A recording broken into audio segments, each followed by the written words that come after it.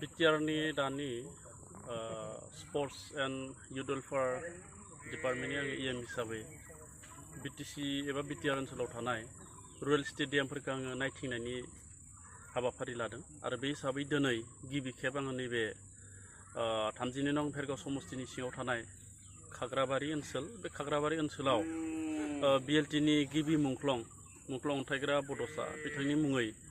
बेहाय rural stadium बानायनायनि थांखि लादोंमोन एबा आसनि लाबोदोंमोन थांनाय समनि सरकारा आरो बे रुरेल स्टेडियामा दायो बिटिसिनि जा स्पर्ट्सनि जि रेकर्ड बे रेकर्डआवबो रुरेल स्टेडियाम बानायबाय होननानै दङ आं बेखौ अफिसियेल नटबुकनिफ्राय दिहुनबाय आरो दिनै आङो फिजिकेलि बाहाय नायफैबाय नायनानै नुबाय बहायथ' जेबो जायाखै फिल्डनि मुङाव बेयाव जेबो आर्ट फिलिंनि सिं साबखौ आङो दिनै नुवाखै आरो जिखिना बेखौ पेभिलियनसो बानायदोंमोन ना ओरैनो जिरायग्रासो बानायदोंमोन बे बायराब जिराब बे गंसे न' दङ बेखौ नायनानै जोबोद दुखुनांथावना अन्थाइगोराया जाथिनि सासे शहीद बिएलटिनिनो गिबि मुंख्लं बिथांनि मुंखौ लानानै नैबे रुरेल स्टेडियामखौ बेपार खालामनाय बायदि जाहैबाय दा बेखायनो फैबाय थानाय समाव आं बिटिसिआव जोंनि बे स्पर्ट्स डिपार्टमेन्टनिफ्राय आं हिसाबखौ बिगोन जे बे स्टेडियामखौ बानायनो थाखाय बेसेबांखिनि रां हमनाय जादोंमोन आरो मानो जायाखिसै दा बेबायदिनो गासै 45टा रुरेल स्टेडियाम दङ बे 45टा रुरेल स्टेडियामखौ आङो गिदिंजोबगोन अदेबानि आङो 32 नं भेरगाव बिटिसि समस्तियाव गंसेल' स्टेडियामखौ आं गेलेजानायखौ नुदों बे जाबाय डिमाकुसियाव थानाय मिनि स्टेडियाम बेल'सो गेलेजायो भेरगाव साब डिभिजन रुरेल स्टेडियाम दङ बे रुरेल स्टेडियामाव भेरगावनिया माने गेलेजानाय थासारियाव गैया नंगौ नैबे हाखौ जिहेतु 9 खान 10 खान गामिनि रायजो राजाफ्रा बेंखननानै दोनदोंमोन एबा बिथांमोननि दखलाव दोनदोंमोन बै समाव बिथांमोनजों सावरायलायनानै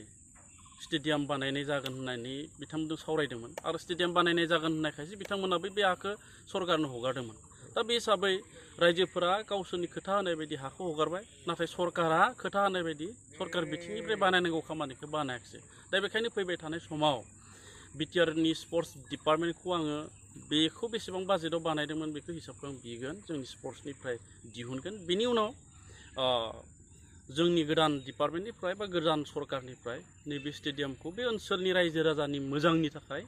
गेलेनायखौ जौगाखांहोनायनि थाखाय बे स्टेडियामखौ आङो बानायनो थाखाय आखायाव लागोन मा हाबाफारि दं स्पर्ट्सनि बेलायाव जिहेतु नोंथाङा स्पर्ट्सनि सासे इयुन जानानै दासिम जोङो बिटिसि ओनसोलाव थानाय स्टेडियामफोरखौ नायथिंबाय फ्राय नायथिंदों बेनिनो गामि ओनसोलावबो माखासे जोंहा गेलेग्रा फोथार दङमोन माखासेयाव दङ दाबो नाथाय फोसाबजानाय थासारियाव गैया बेफोरखौ फोसाबनानै गामियाव सेंग्रा सिख्लाखौ गेलेनायनि थासारिखौ लाबोफिननो नाजानाय जागोन खारन गेलेनायजों गोबां गावखौ गायसननायनि राहा दङ हाबाफारि दङ बेजों लोगोसे देहायाबो राफोद थायो दा बिनि बेबस्थाखौ जों लागोन आरो जिहेतु जा बिटिआर सुक्तियाव दङ जोंनि गेलेमु बिफाना माने उदां मोनसे बिफान जानांगौ आरो बे उदां बिफान जेब्ला जागोन अब्ला भारतनि माहारियारि गेलेनाय बा नेशनेल गेम्सआव जोङो बिटिआरनिफ्राय थोंजोङै बाहागो लानो हायो बेनि थाखाय जोङो बेबस्थाखौ लानो नागिरदों आरो जोङो बावैनो जोंनि बिटिआरनि स्पर्ट्स डिपार्टमेन्टआव जोङो Lakshmibai institute of physical education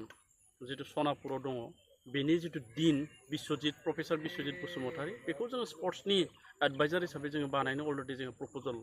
लिरनाय जाबाय बे एक्जिकिउटिभ काउन्सिलाव बेखौ पास खालामोब्ला बिथांखौ जों एडभाइजार हिसाबै बानायना लागोन आरो फैबाय थानाय समाव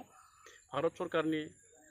क्रीडा बिभाग एबा गेलेग्रा बिफान आसाम सरकारनि गेलेग्रा बिफानजों जोङो सावरायलायनानै जोंनि बिटिसि ओनसोलनि गेलेनाय बिफानखौ जोङो जौगाहोनो नाजानाय जागोन